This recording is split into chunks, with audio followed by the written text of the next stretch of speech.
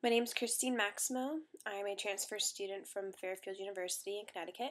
The mission transition that I did was mental health. The first question that the vlog asks is, do you feel your group achieved true dialogue?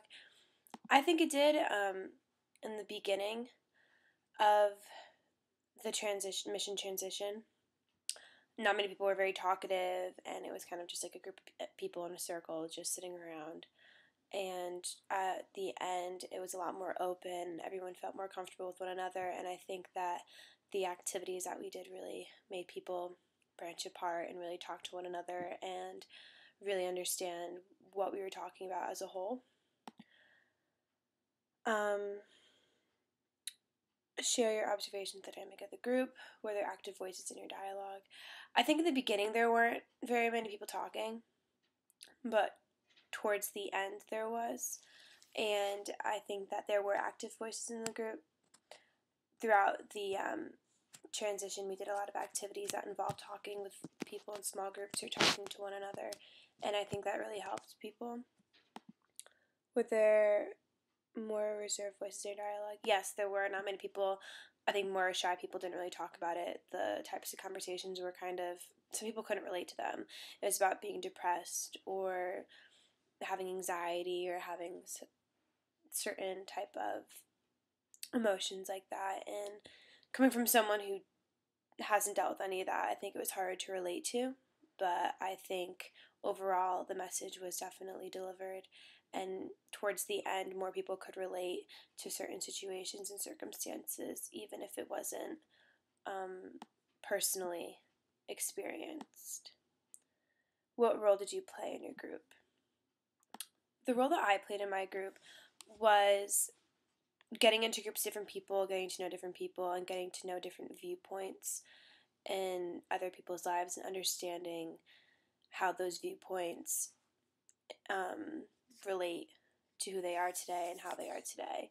Growing up in Connecticut and being from the north, there are a lot of different viewpoints than people that lived in the south, which is very interesting to me. It's just how we were brought up, or just, church is a huge influence here, and I think it was really interesting to see the differences between how they viewed certain things and how I viewed certain things just based on where I grew up. And growing up near a city and going to school where it was closer to a city is a lot different than going to school here where it's more country.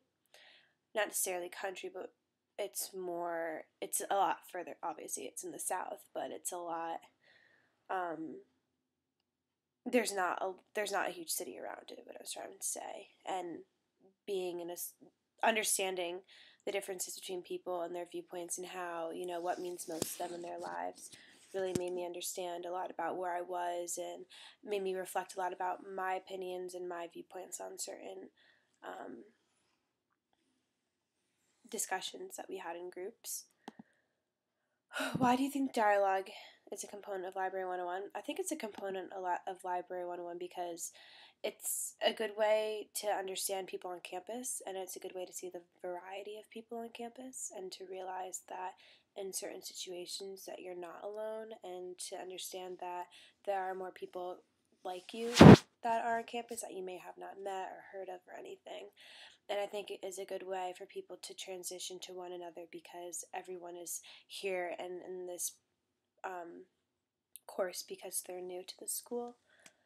And I believe that this component of Library 101 has helped people kind of relate more to the campus.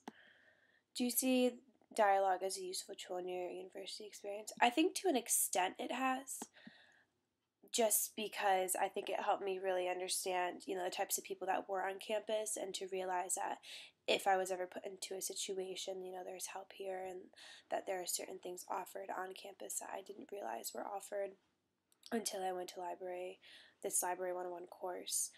I think that it has helped because, it was, when we first walked into the room, everyone was kind of quiet and we didn't know really what to say, and people were talking about, sensitive subjects to some, but I think at the end a lot more more people were a lot more open and a lot more talkative, and you're able to really understand one another more, and it was just more of a comfortable environment, and I think that can really help people when they're new to a school like this to feel that they're welcome and that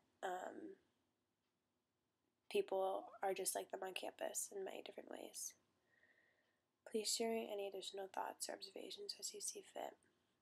I think that this course was productive and helpful to an extent. I think that some of the subjects were a little touchy. I know the stories that the instructors told were very touching to some, and I think some of the activities maybe shouldn't have been as necessary. But I think overall that it was helpful, and it really showed people what it means to be depressed, or what it means to feel not wanted, and if anyone felt like that there was always help on campus and people around you to talk to you. And I think that's really good in this situation, because everyone here is new at some level, and to have that comfort, to know that people are there for you, was really good to know, and a good transition to go into Clemson. I think that it was really interesting for me to see different viewpoints between how I grew up and how I see certain things fit more importantly in my life than some others who grew up down south. It was kind of a mind turning, because I was able to, see and relate to other things that I didn't think I would be able to. Growing up in Connecticut, there are a lot of different viewpoints that I've learned about, but relating to other people that live in the South, it was just a nice culture shock in a way.